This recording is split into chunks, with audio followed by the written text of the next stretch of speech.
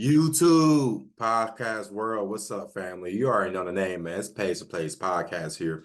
Going to be giving you my NBA Finals prediction, pick, all of that. We'll talk about the first game and some of the numbers that I also seen throughout the series.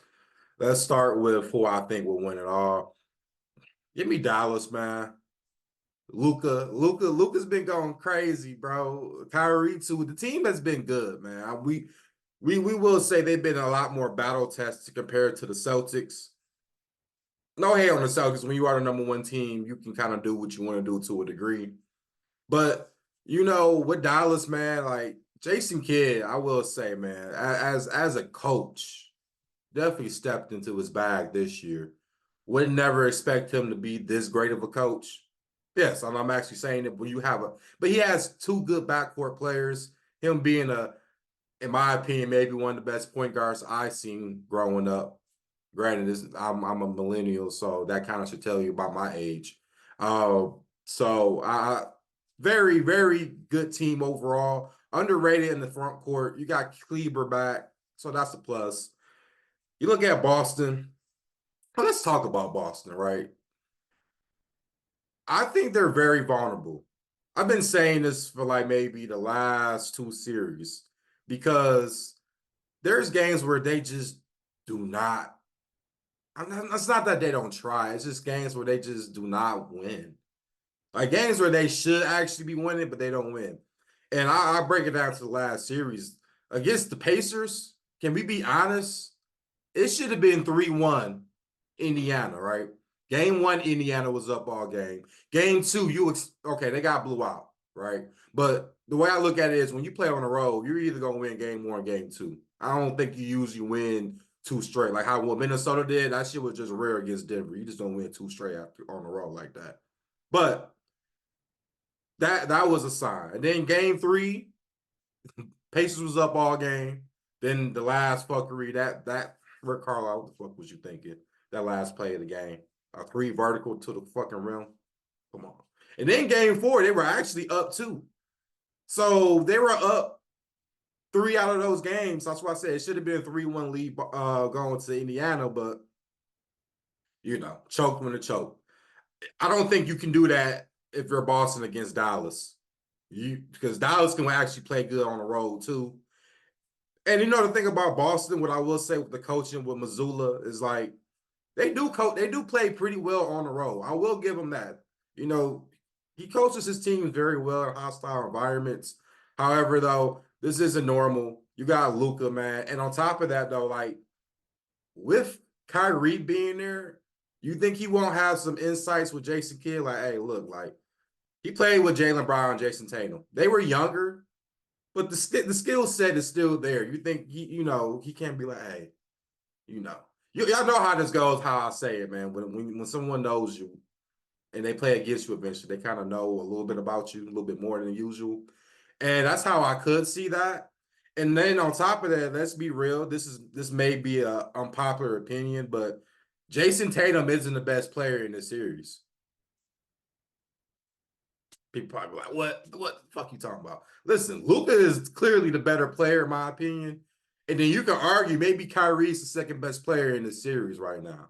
If you just want to look at it from like a whole entire like standpoint, or you could put Tatum at number two. I don't care. You got to put Luka, Kyrie, and Tatum in the top three, and of course Jaylen Brown be number four. Now, the thing I have concerns with Boston is I don't know. No, do we know anything about Porzingis? Like, is Porzingis playing? Because I don't know. They need some height and some depth in that front court.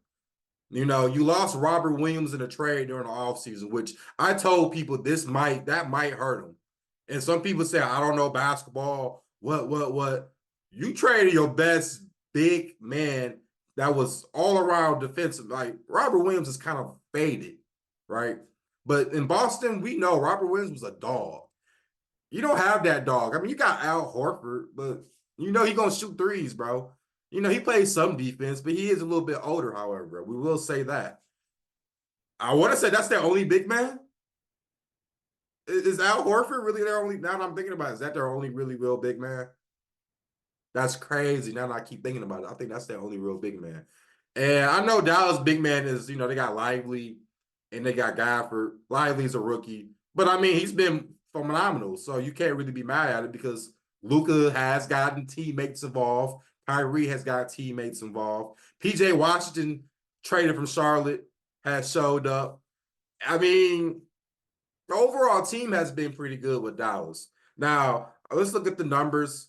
From top of my head, Boston it was like minus 235 to win the series. You have Dallas at plus 188. I definitely value with the plus 188 with Dallas. Then also you have the spreads. Yes, you can pick the spread on how long the series would be type deal. It's at 1.5. So if you're picking plus 1.5 with Dallas, you pretty much say either they win the series outright or it goes all the way down to game 7, and that determines it all right there. Same thing with Boston, right? You either win, either it's 4-2, which means you win, within 2 games, or if you pick Boston, you gotta hope they pretty much win my game 6. Self-explanatory at that point.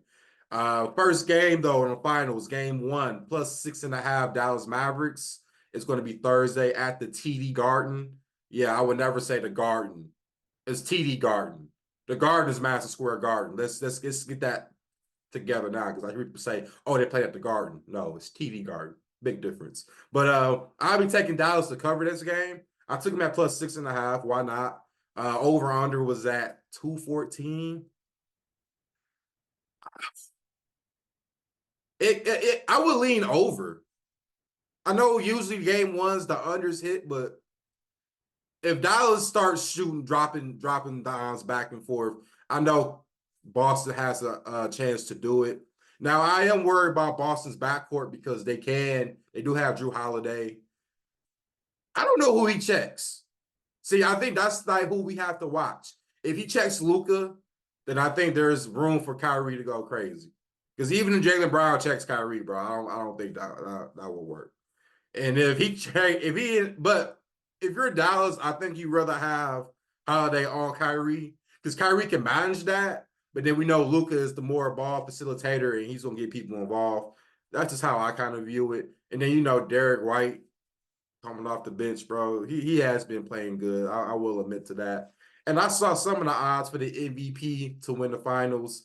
This was like before the Mavs clinched it. This was like I want to say it was game 5. Yeah, it was game 5 when they played Minnesota. I saw Luka at plus 450. And Tatum was already juiced to being like the clear-cut favorite to win MVP. I don't think that means shit because he was a clear-cut favorite for the Eastern Conference Final MVP, which that's some shit now. And Jaylen Brown won it. So, I know people think Tatum's the best player, but he's not the best player in this series to me. It's just how I look at it. But I think it'll be an interesting finals. My prediction, I say Dallas in 6 because I believe they closed that game out in Dallas. I don't think they closed it out in Boston. I believe it will be in Dallas. Luka is just, I mean, listen, I don't mind the international players taking over the game. We had Giannis, even though he's a black man, but he is from Greece. Jokic, and if we got Luka that wins, if we got 3 international champions in the last 5 years. So I don't mind it. I respect it. I love the game, but eventually us US brothers, bro, they're gonna have to eventually like take that over, right? Anthony Edwards might be the guy, but we'll see how that goes next year. With all that being said, though, this is my little brief NBA Finals preview and predictions. I'm not gonna go too in depth about it, but I pretty much gave you the little breakdown for what I got.